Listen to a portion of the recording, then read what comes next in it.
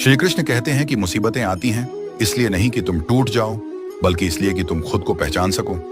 जिस दिन तुमने खुद को माफ करना सीख लिया, उसी दिन जीवन तुम्हारे पक्ष में चलना शुरू कर देगा।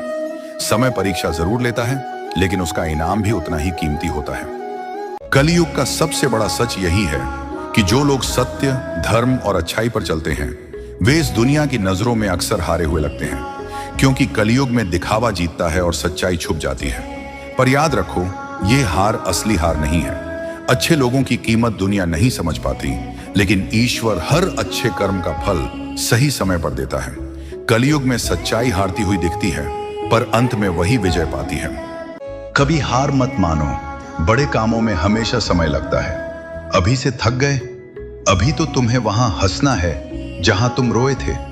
अकेले रहो लेकिन शक्तिशाली बनो पार्थ। सबसे बड़ी संपत्ति आपका दिमाग है, इसलिए इसे हमेशा सकारात्मक रखो पार्थ। कर्म अच्छे किया करो। भक्ति तो रावण भी करता था। ये पार्थ, अचानक से एक दिन तुम्हारी बारी आएगी और तुम्हें वो सब मिलेगा जिसके तुम हकदार हो। इंसान जन्म से नहीं, परंतु अपने कर्म से महान बनता है पार्थ। संघर्ष का समय सबसे बड़ा सबक सिखाता है, और हर त्योहार ये महसूस करवाता है कि कामयाबी से बड़ा कोई उत्सव नहीं होता। क्रोध आए तो मन से लड़ो, मनुष्य से नहीं, और मुसीबतें आए तो समय से लड़ो, खुद से नहीं। जिस काम को करने में डर लगे उसे तुरंत कर लेना चाहिए। श्री कृष्ण कहते हैं कि मुसीबतें आती हैं इसलिए नहीं कि तुम टूट जाओ, बल्कि इसलिए कि तुम खुद को पहचान सको। जिस दिन तुमने खुद को माफ करना सीख लिया, उसी दिन जीवन तुम्हारे पक्ष में चलना शुरू कर देगा।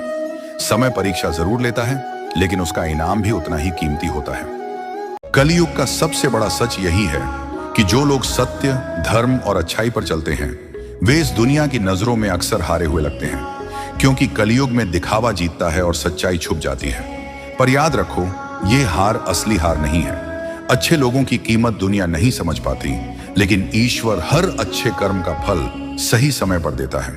कलयुग में सच्चाई हारती हुई दिखती है, पर अंत में वही विजय पाती है।